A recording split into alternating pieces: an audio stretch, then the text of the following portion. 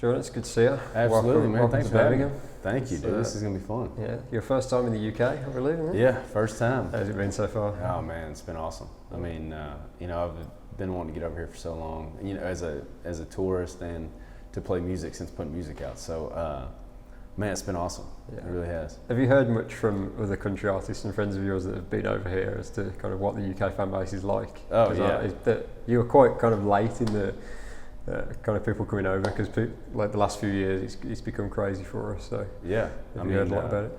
I've heard. I mean, just how amazing the fans are, how attentive. A very listening crowd, which y'all are. It's great. Sometimes States crowds can get pretty rowdy, and sometimes you wish that they were a little more calm and they'd listen. But yeah, man, it's been unreal, and I'm expecting the same tonight, man. Awesome. Venue's awesome, so it's gonna be a lot of fun. And you announced the other night that you're doing C2C in March, yeah. That is got in trouble, man. I wasn't supposed to say anything. That's going to be an awesome experience for you. So how much are you looking forward to doing that festival? Oh man, I mean, so much so that I couldn't keep my mouth shut when I was on stage. Were you not supposed to announce that? Yeah, I wasn't supposed to say anything about that. It's out there now. I told you, it's funny. I had some people from my label and my manager over, and we were talking about it and how excited we were. Yeah. And in my defense, nobody said I wasn't supposed to say anything. So when I got up there, and I told them how excited I was to be over here, and it just kind of, I was like, well, and I'm also coming over here again in March. And blah, blah, blah. So yeah, I mean, I'm pretty stoked. It'll be so good. And you've been out on tour with the older Minion Boys for pretty much most of the year now. Yeah, so, started in January. What's it been like to share the stage with those guys every night? Man, I'm huge fans of those guys music-wise. I've been listening to Old Dominion for a long time. I moved to town in 2012 and found out about Matt and Trevor as writers first, and then find out about Brad as he kind of starts having success, and then my brother, who's actually a writer too, told me, he's like, well, dude, they're in a band called Old Dominion, and he actually got a chance to go open up for them probably around 2014, somewhere in there. So man, they've been grinding for a long time, and I mean, but it's not, you come to a show, it's not surprising to see where they're at now. But yeah, man, a lot of fun. The shows have been amazing, and just good guys. Camp, crew, the whole 9 yards. Which when you spend a whole year with a team like that, it's really, really good to be around good people. So, man, I'm gonna hate to see it end. We only got a couple more shows left, so. Yeah. But it's been fun. Well, those guys are the perfect example of kind of how to build a UK fan base, really, because they've built it from the ground up. They've done one appearance at a couple of appearances at C2C, and now they're doing their own headline tours. Is that something that you kind of want to follow? No, for sure. I mean, that's why we jumped on it the second they asked us to come over as support acts. And they told me that they'd been over here a couple of times and just kind of starting to build it at the ground level. And from the day I started talking about releasing music, building a fan base overseas and in the States at the same time has been something that's really been important to me. Luckily we are able to get over here sooner than I really thought after we got so busy with touring in the States. But yeah, really, really hoping that next year we get to make up for it. That's awesome. And Slowdowns in a Parking Lot is getting a lot of love from the UK country radio stations, and it's doing really well in the States, I know. So tell us about that one and why you felt it was a good pick for a single. Man, that was the one song that, it's one of the older songs on the album, and that was the one song that, like, starting out, I could always sense a good reaction with, and the fans always kind of gravitated to it. So, and to be honest with you, in my opinion, that's a country song. It's a true story. It's a story about my co-writer, him and his wife, that their first date, and so it's. I mean, in my opinion, that's what's supposed to be a country song. Yeah. So, and I think the fans have kind of reiterated how special that one is. And, I would have made it a single a lot sooner if I could have, but I'm glad it's where it's at now. A lot more years on it, and it's definitely doing good. Well, tell us about that process of choosing singles, because we were just talking to the Old Dominion guys, and they were saying Hotel Key, for example, they didn't actually think it was a single originally, and the label thought it was. Have you ever kind of had that situation? Yeah, Singles You Up, my first one. Really? I mean, it was the last song we wrote for the record, and definitely did not think that was going to be a single. I really, kind of turned it in and had kind of forgotten about it. A girl from my label called me and she was like, "Hey, this needs to be in the running for the first single." And I was like, "Really?" I mean, I was pretty dead set on Take It From Me, and I've always been pretty bad at like picking songs that I think would do well.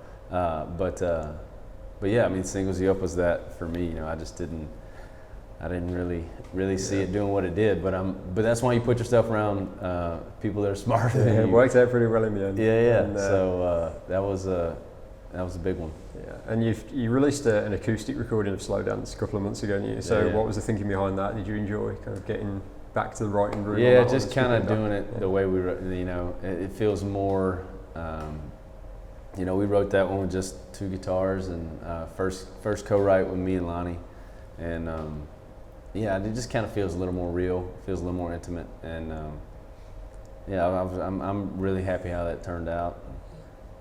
I think it just feels a little bit more raw. Yeah, and what was it like working with Patrick Tracy on the video? Because it was an awesome video the way it came out. Yeah, it encapsulated the song really, really well. So. Dude, he kind of shot me with it. From the second I got the treatment of it and read it down. I had gotten a couple other treatments from some other directors, and I got halfway through his treatment and I was like, dude, this is it. And I think that he's one of the most talented in town, and he crushed that video. Yeah. Really, really proud of how that one turned out. Yeah. Have you been quite surprised by the success that you've had from Home State? Because we see so many artists who maybe have the one hit and then they always struggle to follow it up, and you've done 3 now. Has it exceeded your expectations, honestly? Yeah. That first release, the first album, everything, that was the first song I ever put out into the world. I had a SoundCloud page that I put up in 2015, 2016. So other than that, that was the first song that I was ever releasing. And then you follow it right up with 12 other songs or 11 other songs that, you don't know how it's going to go. Yeah. And so I knew I loved the songs, and that's kind of how I was sleeping at night. I was just like, you know what, man? Sink or swim. These are the 12 best songs that you've written, and you put them on a record. And I remember the night before telling my wife, just like, you know what, it's going out to the world, and whatever happens after that happens. Yeah. And if you would have told me we'd been over here now, we're on the 3rd single after 2 number ones, and not to mention going out and playing shows in the UK, and they're singing "Leaving New Orleans Back to Me" and "Tough to Tie Down," I wouldn't have believed it. So I've been pretty surprised at how Home State, some of the doors it's opened. Yeah, and I hear that you've been working on some new stuff that's going to be coming very soon, isn't it? A couple of weeks maybe, I think you said. Doing a couple of weeks. We're going to be releasing some 2 new songs. One's a duet with a girl that I'm a huge fan of, and the other one is a song that was really close to making it on Home State, and it just got left off kind of last minute. We actually took this song off and put "Selfish" in its spot, and so we're releasing that just because I want to get it to the world, and then still writing a lot for the new record. I'm actually playing 2 songs tonight from the new album, and ready to get it out, man. Ready for some new music. I know my fans are, and we're ready to start playing some new stuff on stage too. Is it a bit of a challenge making this second album? Because for me, the first album, any of those songs could have been singles. It was such a strong album from front to back. Thank you, so do you feel any kind of weight of expectation for into the second project? Not too much. At first I did. At first I was kind of like, man, and then I kind of felt myself reaching and doing some things that weren't me, and I think when that happened, I just kind of noticed myself going back to the co-writers that I was really tight with, and they always kind of helped me get back to what started it. And I've always, Home State, it's a song. I said it was the 12 best songs I had, and these are going to be this next album is going to be the 12 best songs since that day. So I mean, I've kind of given up on kind of forgotten about the pressure and just trying to go in and write the best song I can that day, and I'll probably be just as nervous releasing this second one as I will be the first one, but I just take it out of my hands and get it to the world, see what the fans think. We're looking forward to it. And you've been doing some home state stories on your YouTube channel, haven't you? I was going to ask you about that and what the thinking was behind that, what you wanted to do with it. I'm not really good with social media, so I haven't been great at kind of, I guess letting the fans, see me, where I grew up, who I am outside of music.